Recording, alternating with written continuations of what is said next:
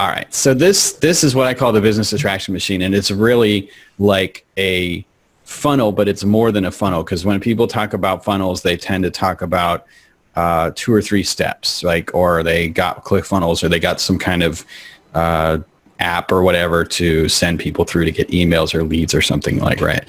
And that leaves out a lot of steps, right? Because that doesn't necessarily have social engagement. It may not take into account what visibility is doing at the level of ads or social media is doing for them. It doesn't take into account what salespeople might do for them or what happens in a retail store. So it's not the entire marketing and sales funnel. When people talk about, quote, funnels, they're actually talking about a really small part of marketing usually. And so I'm really talking about everything except for probably customer service. But this would include repeat sales and loyalty, because one way to look at customer loyalty is like, if someone's loyal, they're buying again, right? If they don't buy again, they're probably not really loyal. So that's one really practical way to look at loyalty. So, so the model here is basically you need to get seen and you need to stand out, right? If you're seen but you're not remarkable, who cares? They're going to ignore you. You need to drive engagement with your customers. You need to get repeat exposure. You need to get visits to your website or your landing page or your e-commerce system or your retail store. And then you need to sell them stuff, right?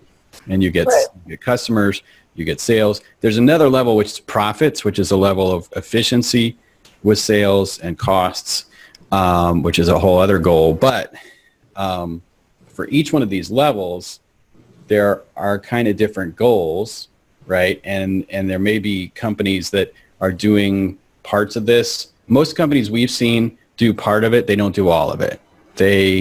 And philosophically, some people think we should do some things and other parts are not important. But the reason I created this, what I've seen is that the companies that do the best do all of this. Mm-hmm. And then I outline on the right what common digital marketing platforms or strategies fit with these, right? So the ones like Facebook, Instagram, and you can't really see, but Twitter, LinkedIn, and influencer marketing, they span the whole thing. They can help you get seen, stand out, drive engagement, get repeat exposure, drive visits, and sell, right? YouTube and Snapchat only help you pretty much down to the level of maybe driving traffic. Usually, sometimes they don't even do that. So they can help you with the top 4, right? Google, like search engine optimization and AdWords, they tend to help you with repeat exposure through retargeting, driving traffic, and selling. Okay? Right. They don't help you so much with increasing awareness or all that other stuff. You're going to reach people who are looking for what you've got, or they've already found you through retargeting, right? You're not going to reach a lot of new people that way. Email marketing, same deal. You're reaching people who've already opted into you. You're not reaching new people. Conversion optimization helps you increase profits. It doesn't, help you get seen or reach new people, right? Mm-hmm. So that's where all those things fit. And that's the model. It's like, hey, if you want to do business growth, great. This is the map. So which thing do you really need more of? Are you struggling with getting sales in the first place? Are you getting profits? Are you having trouble telling your whole story?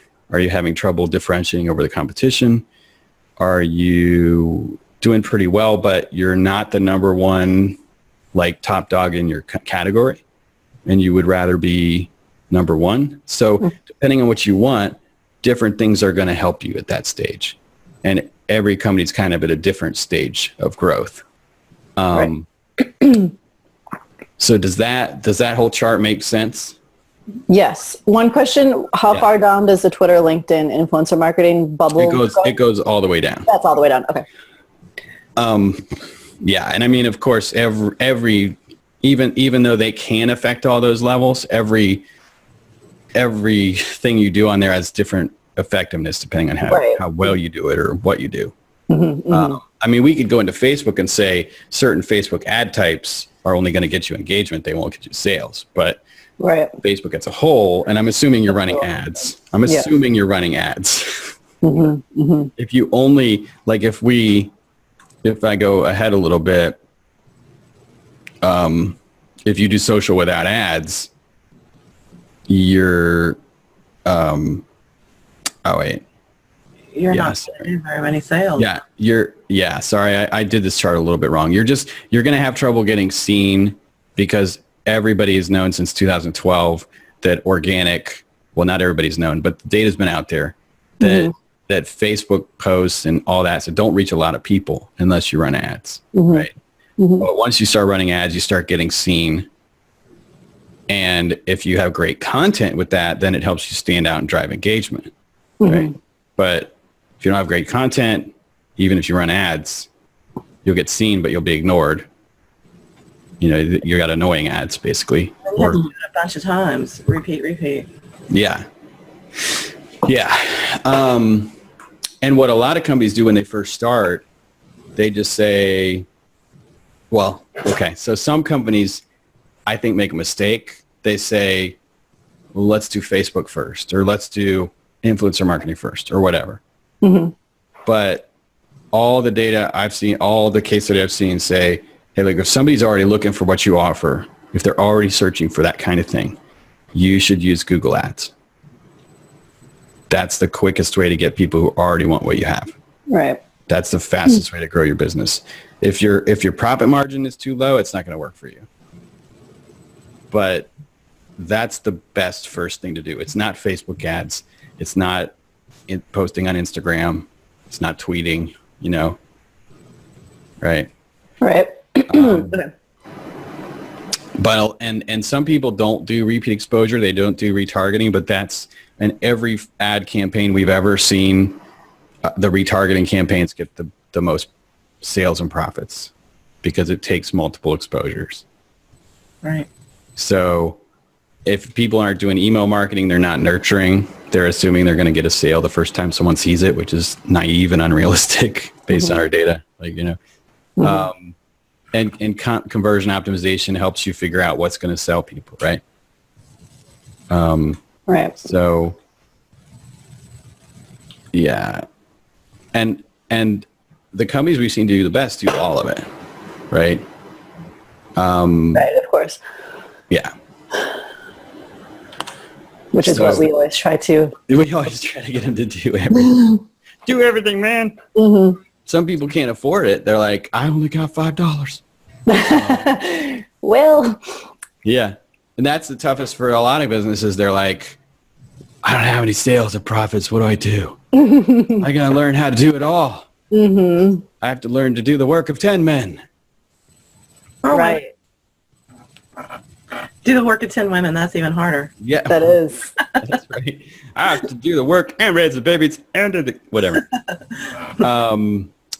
So yeah, and that is the toughest, and that's the toughest group of people for us to help is the people who are in the middle. They're trying to figure out how to make their business work in the first place Yeah. because Right. they can't afford, you know, we tend to help companies that are pretty successful already solve bigger problems or grow. But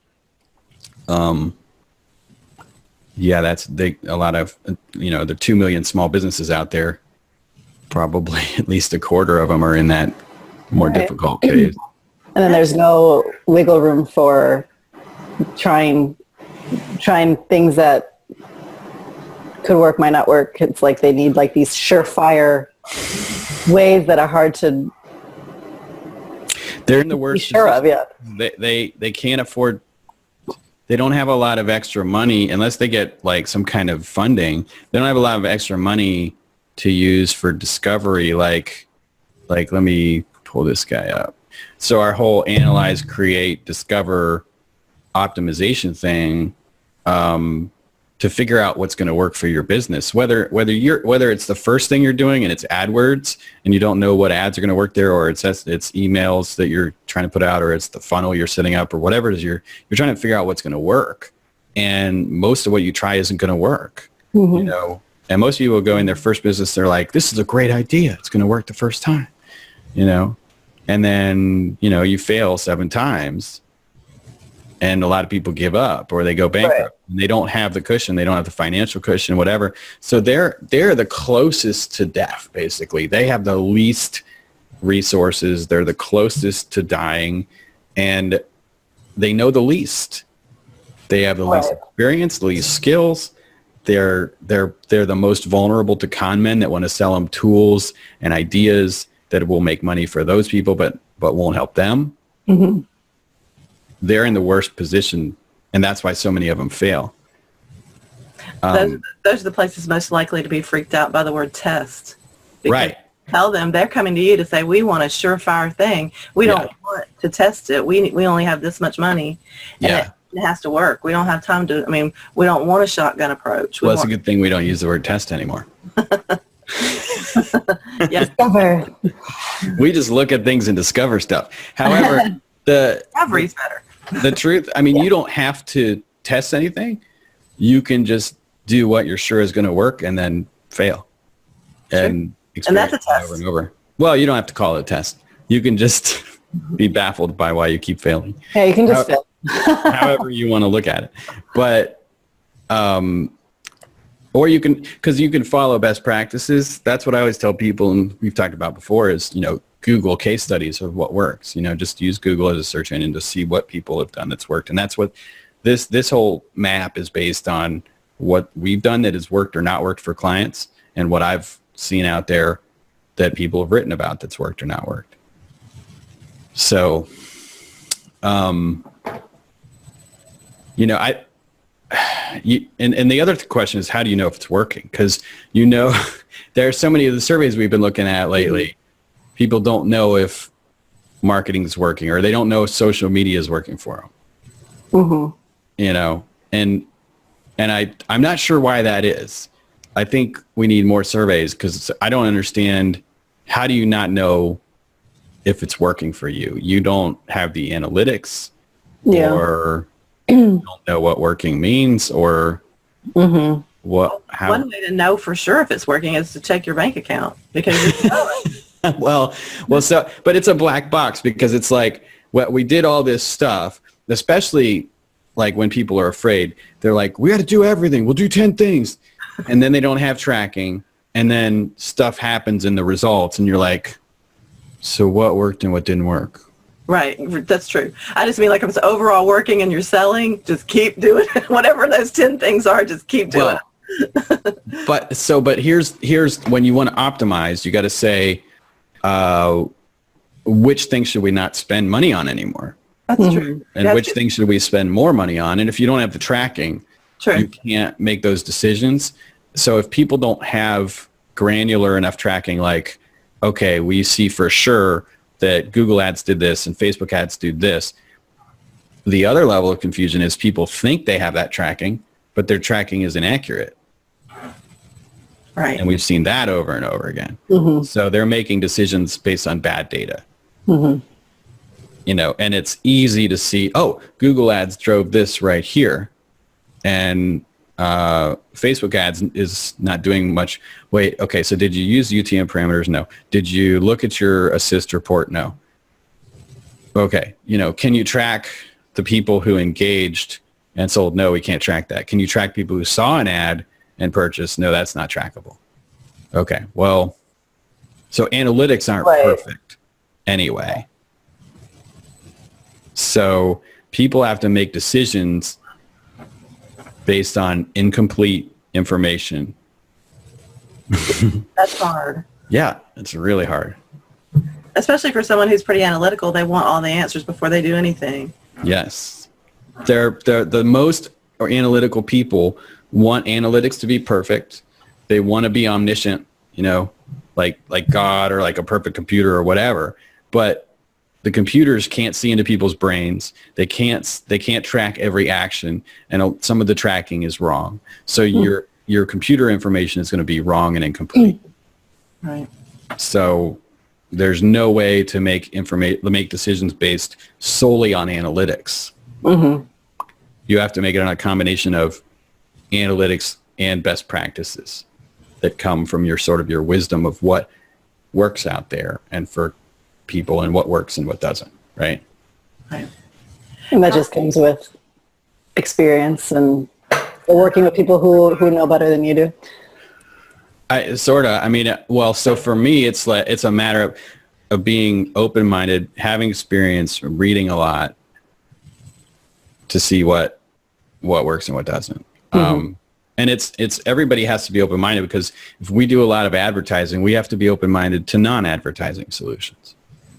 You know? Right. And if we, so yeah, one time I was at a dinner with Jay Baer, and he was like, he pigeonholed everybody, which is, to a degree it was accurate, but he was like, you talk to Brian's going to be like, oh, Facebook ads is good for everything. You talk to, this guy's going to be, this is good for everything, blah, blah, blah. He went down the line and said, everybody's biased. And I was like, I'm not that biased. Man, come on.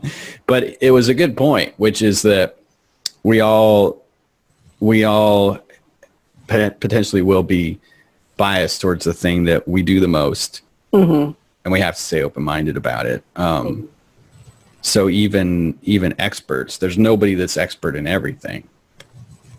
And even the people who read everything but don't do anything, they don't have all the information either. Right. So Sure. it's funny, because whenever I talk about the realities of all this stuff, it starts to get depressing. Yeah, I was like, Well, it's very thought-provoking. You want to sit and consider it for a moment. It's not like it's not off-putting, because any business is work. And I think that's the biggest lesson for anybody. You have to be willing to work at people want this to be so easy, but you have to be willing to work at it and figure it out. And a lot of people with an entrepreneurial spirit are full of ideas, but they don't have a lot of grit, and they don't want to do that part. Yeah. Well, you got everybody. It's good to have a team, because nobody has everything. So if you're the idea person and the driver, you got to have people with you that will implement and keep it stable.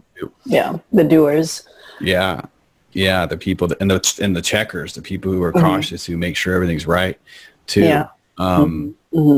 But yeah, I do see it as like, because I think metaphors help, because to me, I see setting up a funnel like this, or a business attraction machine like this, is about setting up a system that works at every level.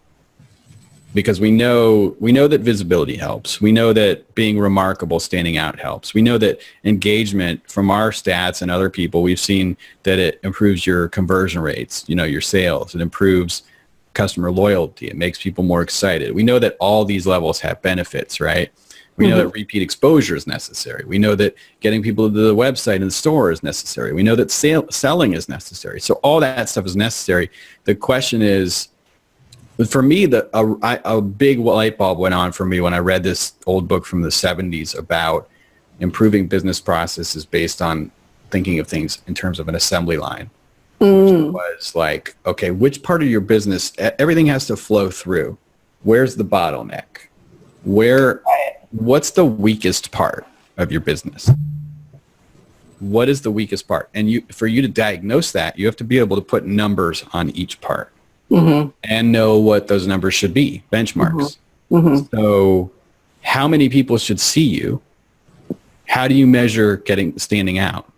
And that's what we got here, like click-through rate, engagement rate, the percentage of people that engage with your posts. Is it high enough? Is the percentage of people that click on your ads high enough? Right? Do people watch your videos long enough? Do you know what those numbers should be? If you don't know what they should be, and a lot of people don't, because they don't have broad experience beyond their own company. So if they don't know those. How would you know? You wouldn't know. If you're only in the, can't see the forest through the trees kind of thing. Like. And they'll look at the wrong metrics. So let's say you've got a video and you're like, oh yeah, like 1,000 people looked at our video. Or you look at the 3-second metric, video views, like, wow, 10,000 people viewed our video. No, 10,000 people saw it for 3 seconds. What happened in the first 3 seconds? Nothing. Okay, so that is the wrong metric. So if we look at the average video view duration, it's 12 seconds. Is that good or bad? Right. You need a benchmark. Right? The average video on Facebook is viewed for 15 seconds. So that's bad. Because it's less than the average, right? Yeah.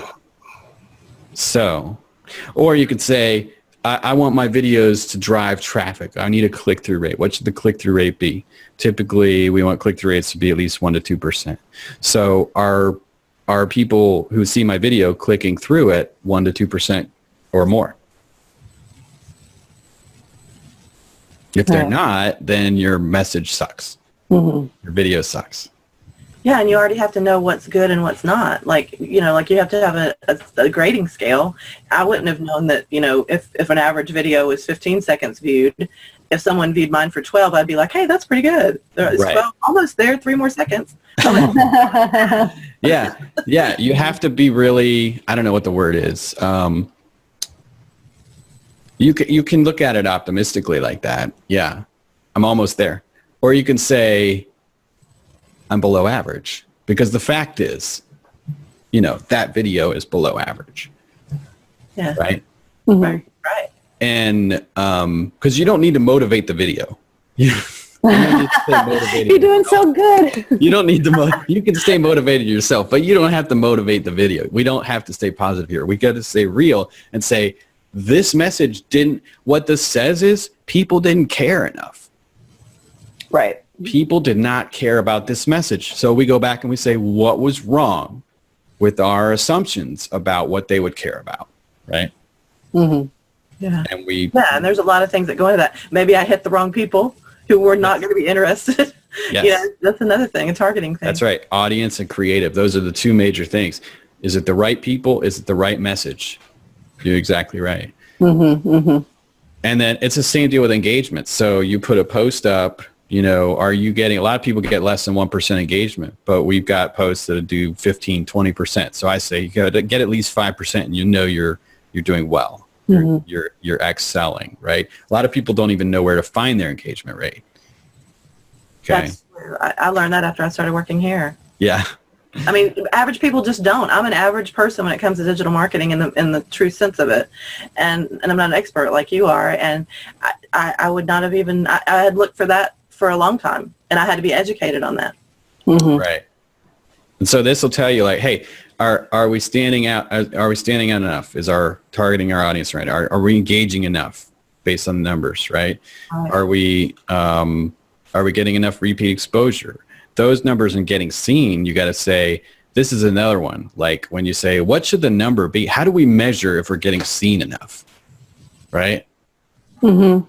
Yeah. So that goes back to your target again. Like, who is your market? How many of them are there?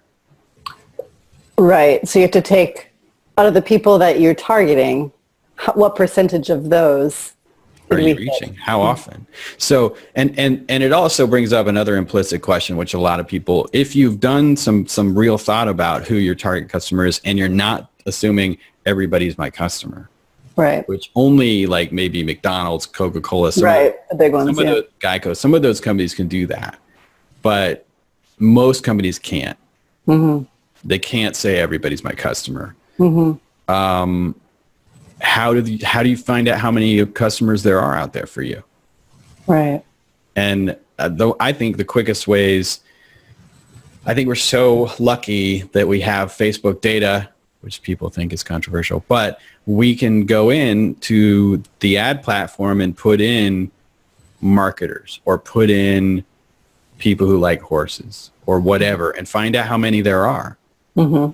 Like we're, And you know, that's a big question right there. Like if just because somebody likes something doesn't mean they're going to buy what you have though. yes, You know, a lot of people love horses. A lot of people love dogs. They don't own right, one.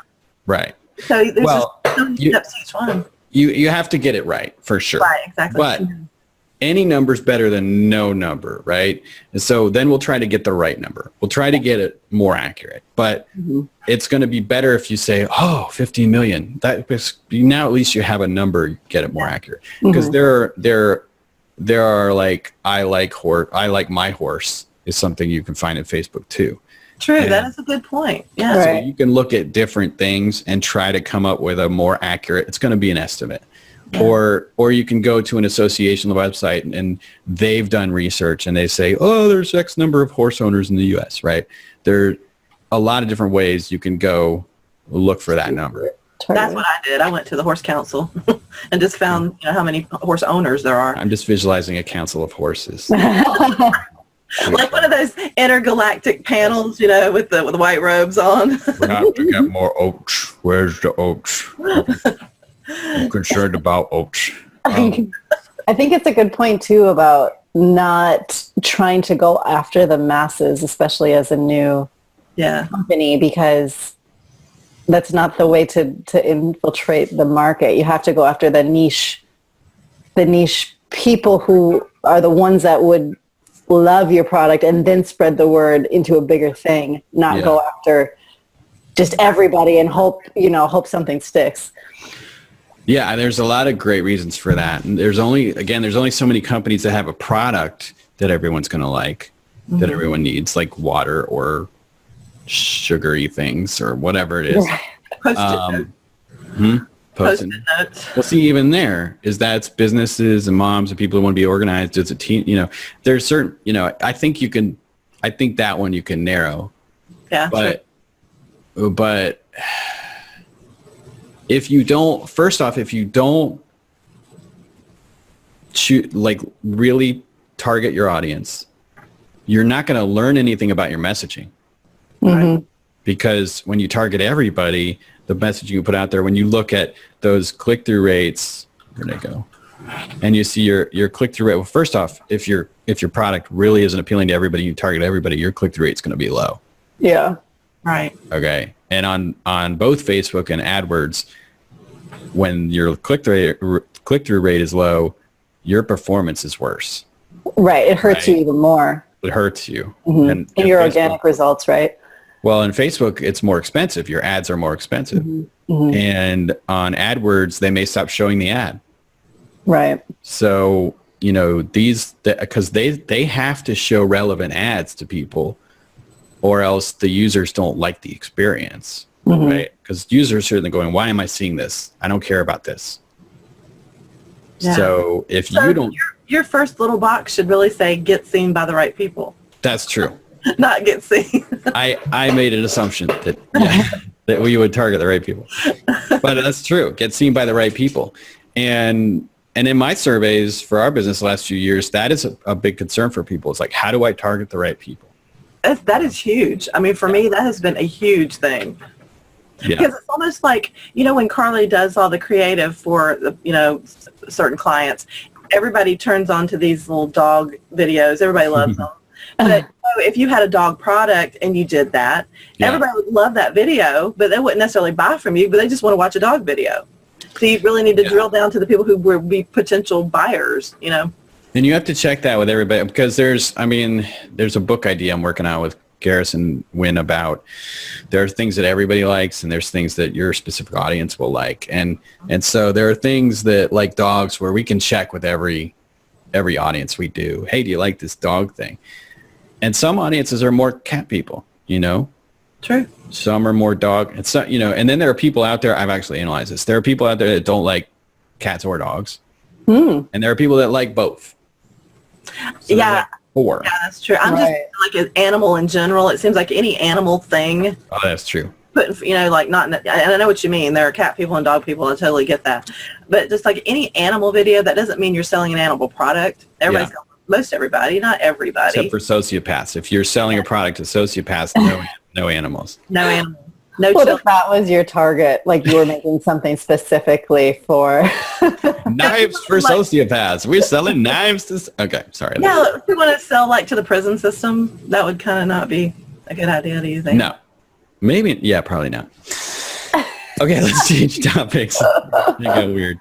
I made it weird. It just got weird in here, yeah. So and with email marketing too, it's the same deal, right? You look at your open rate. You look at the click-through rate on the link in the email. So all that stuff is like, is our messaging on target? And so you can, whether it's standing out or engagement. And my whole overall point was like, we got to have benchmarks so that we know how we're doing at each level, because you need to know, where's my business at? Where can I make the most improvement? Okay. Mm-hmm. And you can get there after you overcome the philosophical hurdles that, not all this stuff is valuable, because from what we've seen, all of these parts have value. To me, there are actually a couple different schools here, right? They're the people who only do this stuff, right? Maybe they do retargeting and conversion optimization and email, but they're really, really focused on the sale and the profit. That's all they care about. They don't really think about, am I getting enough visibility or am I getting engagement? Because they will only ask, is that visibility engagement turning into sales? Right. Because that's ultimately what. Yeah. It seems like a responsible question. It seems unassailable. However, the data tells us that when you spend some more money and some more time on engagement, it increases your profits. And so if you undervalue that top of the funnel and the relationship with people, I've got a whole thing in the webinar about how you're trying to ask people to marry you before you've had the first date. You're not romancing the sale or whatever you want to call it. Yeah, I think that's a great analogy. That is a good analogy. I saw that. Yeah, it's a very. What's interesting is how many hurdles there are between get seen and sell. When I first saw this chart, I thought, wow, for the naive business owner 101 book, our funnel would be get seen and sell. It's going to happen like that. Yeah, there would be because no your more product's so awesome. Yeah. Right. It's going to sell itself. Exactly. That's exactly what you think. But then when you break it down like this, you think, wow, there are a lot of steps to this process too. And then you have to do it a lot. It's not just one time. I mean, they say you have to put something in front of somebody for 7 different times before they even notice it sometimes. Yeah. Oh, there was this great, I put on my Instagram, I took a screenshot. There was a great breakout of what happens psychologically for somebody each time they see something. Because just think about how many times you would drive the same route and see a billboard and you didn't even see it the first few times. Exactly. That's part of the experience. So repeat exposure is critical. The truth is there are a few people who will buy something the first time they see it or hear about it. But those are not enough people. And they need it, they see it. Yeah. But that's not enough people to sustain your business. Right. And they've probably been thinking of, wow, I wish there was something that would do this. And then they see your product like, wow, that'll do it. Right. It's almost like, you were talking your about. phone's listening to what you're talking about, and then it shows you the ad, and then. Yeah. Well, yeah, it's I bought a Honda. Now all I see is Hondas. That's that thing. But that's a different topic. Our phone's listening to us. Yeah, I don't know about that one. But I understand why it's difficult to convince, CMOs and such that the engagement and all of that stuff is important, because if it's not that bottom line number that they're looking at, you have to connect those dots to show how important all the different steps are. Well, number one, I've noticed a lot of business owners have trouble accepting data from other companies. It's really strange, but they just don't trust it. I don't know. Just the whole idea of, hey, there are best practices out there, let's do them, is not automatically accepted by every business owner, because they think they're going to do something smarter, or that their business is different. Or if they don't see the data in their own company, they don't believe it. Or if they haven't made that mistake, they can't learn it. And so, because, and this is just a life thing. If we can only learn from our own mistakes, we're not going to get very far in life. And if 80% of businesses are failing, or whatever the number is, 50 to 80%, depending on who you talk to, and you don't learn from those failures, you have a better chance of being one. So you can't only listen to what you think or the data within your company. You have to look at the data from all companies, which means looking at best practices and case studies. And like we talked about earlier, the analytics difficulties, tracking the top of the funnel is a lot harder than tracking the bottom of the funnel.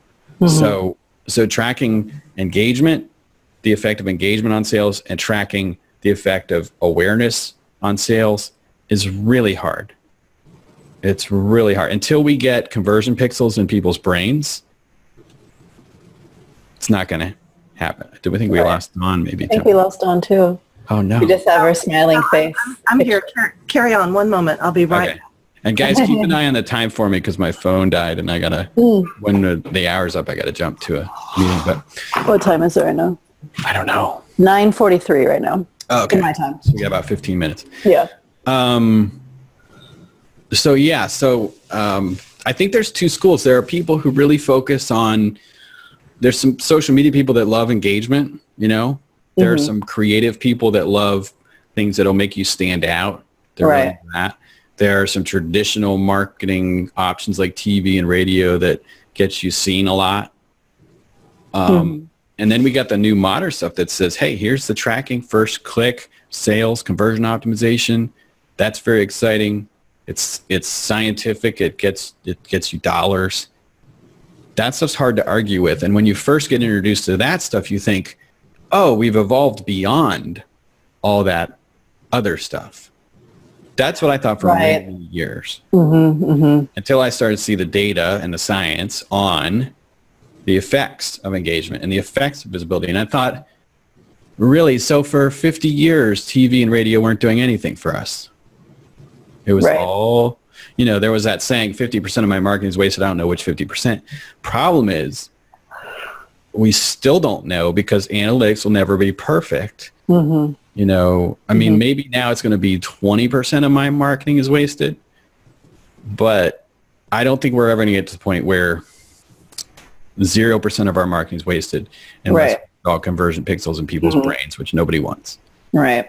And yeah, I was going to say, because we're all human and you can't figure everything out, Yeah. You right? can't. Like that's You just, And the same people, it would be, life would be boring if you knew everything.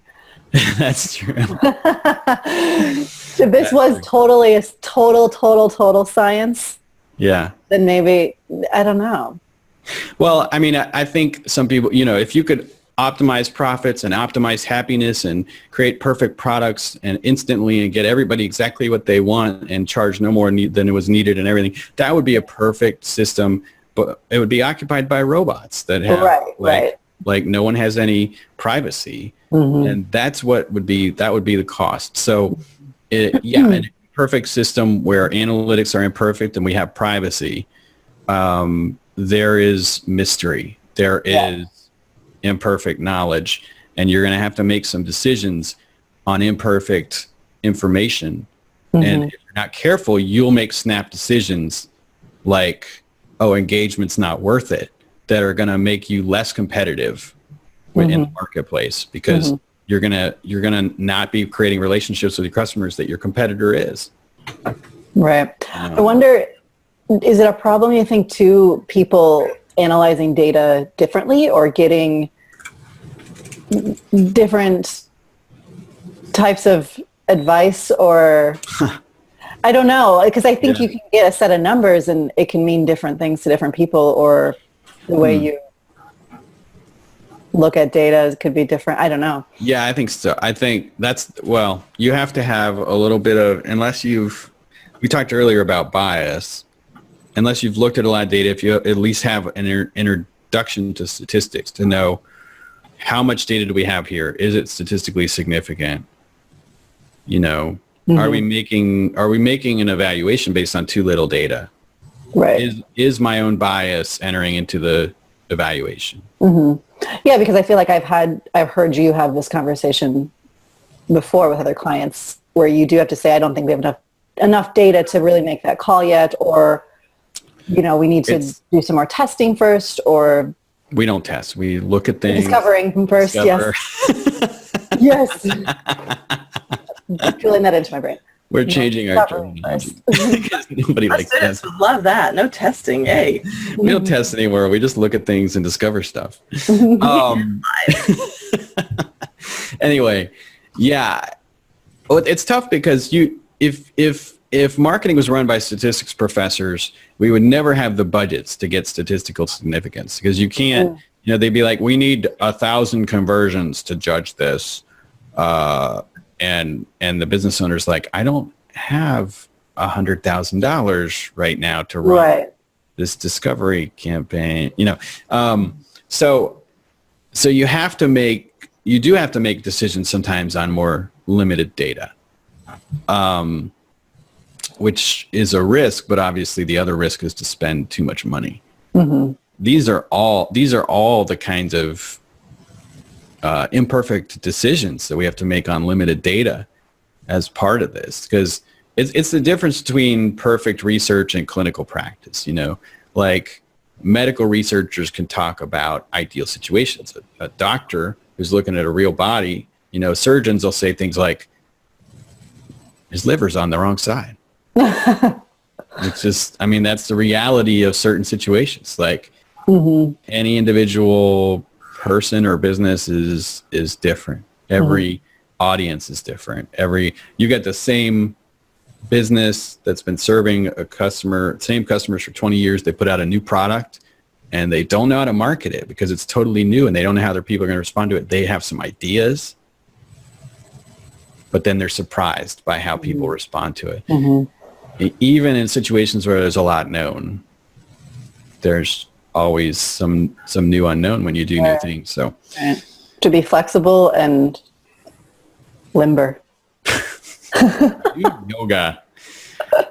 Do some more yoga. Yeah, and do some more yoga. Yeah. So, the whole message of this thing is like, if you want all these different goals, or if you look at this and you say, I need customers and sales. Well, this map tells you where to go, which things to do, right? I need more profits, more sales. Well, did you look at engagement? Because that can have an effect on that, right? I want to lead my category. Well, are you reaching all your potential customers every week, right? Are you spending enough on visibility? Because, a lot of companies, they contract their spend just down to only what's measurably profitable. Mm-hmm. Well, that's going to make you profitable. It's not going to make your company famous to your niche. So you got to do different things for different goals. Right. And I think companies at different stages have to do different things. You look at Coca-Cola or Amazon spending, tons and tons of money on visibility, whether it's AdWords visibility or TV visibility. Once you reach a certain stage or you have a certain amount of funding and those kind of category dominance goals, you're not being a cheapo only doing conversion optimization. It's, They spend a lot of money to stay on the top. You want everybody to always know, the question is, I always ask keynote audiences, like, when your customers think about the thing that you do or your product, do they think of you? Or do they think of some other company or some other product? That's being top of mind. And if you want to be dominant, you have to be top of mind. And that's, I should have put content marketing on here too, because that's the same thing. Content marketing is part of all the social ones, So you have to, like this, what we're creating right here, you have to be out there. Yeah.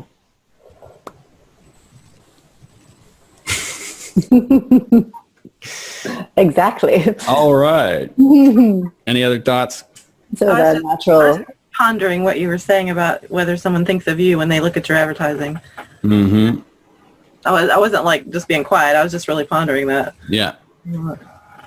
Yeah. My apologies for leaving a minute ago. I had feel like somebody stuck a poker in my right ear. We were laughing, and all of a sudden, so I walked, and I started squirming in my seat, and I'm like, I'm fixing to fall forward to the floor. Oh, no. I gotta walk out. I think we were just laughing, and maybe a little nerve hurt. I don't know, but I had to walk out for a minute, so I'm sorry about that. Well, you're gonna have to get different headphones because we need to be able to laugh. For sure. Yeah. I love to laugh.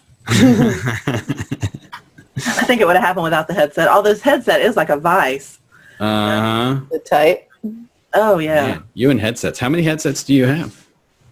Gosh, probably 10, maybe 10. Oh my gosh. Yeah, because I do so much stuff on the, I have to have them, and I've it's like the search for the perfect mac and cheese. Yeah. Like to cook, you're always looking for the perfect one, and like I just want the perfect headset, and so I'll get What I need to do is like spring for one that's like more than $10 though.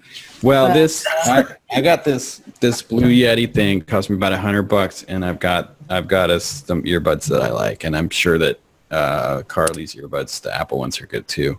Yeah, I don't know if you want to go for the $100 mic type of thing. Yeah, and I have this super nice mic, but it's one of those kind of just sits on the desk, and so now I'm still looking for the one that's built in. Right.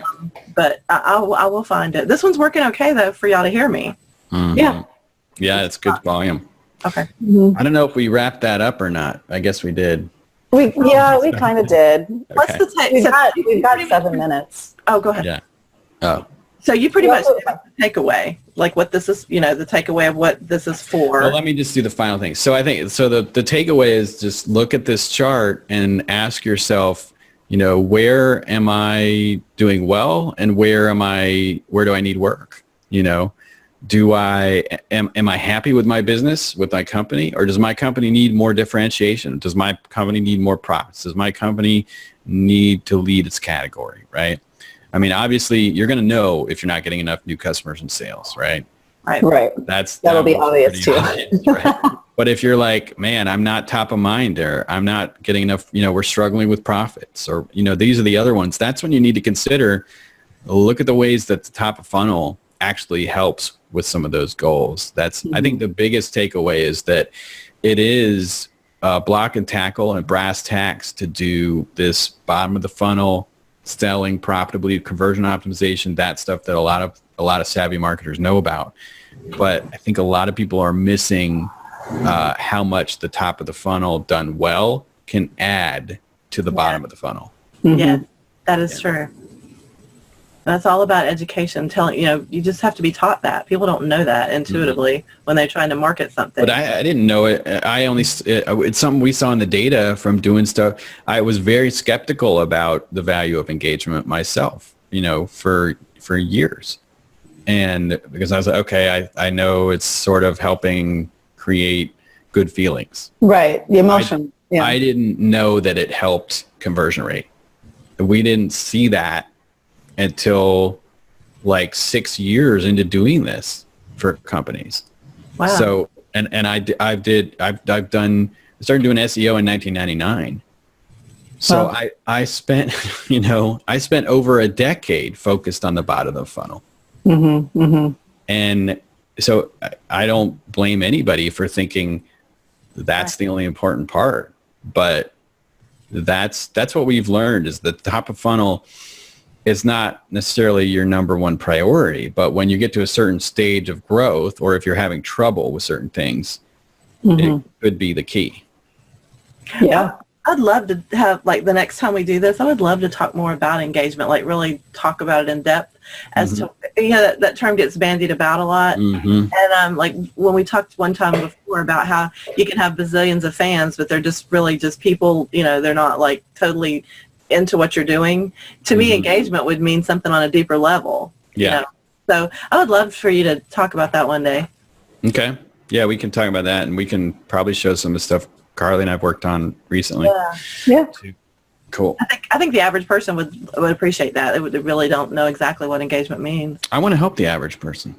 So if you're Yeah, you're helping. average, The average person. I'm below average. We've already talked about my video. I said that wrong. It's not you, it's your video, Not that you suck, just your marketing. It's not that you suck, just everything that you do. So you can separate the person from what they do. That's an existential thing. That's a whole philosophy. You're awesome. Just everything you do sucks. I'm not really sure why that is. It's not personal, though. Yeah, it's not personal. It's just everything you do sucks. It's not personal. I just don't like you personally. I'm just making jokes now. All right. We did not do a hello. Oh, hey, everybody.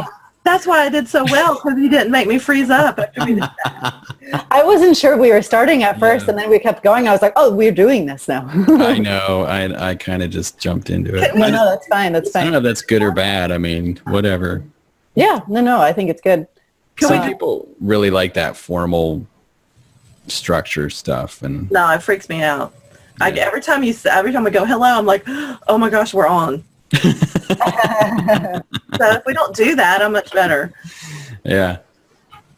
All right. Well, so that's it. So I guess the other thing to wrap up the podcast is go to our website, check out our services, check out our webinars. We're going to have a new quiz pretty soon too, which might not be new, but which will be related to this thing. Where does your company need the most growth?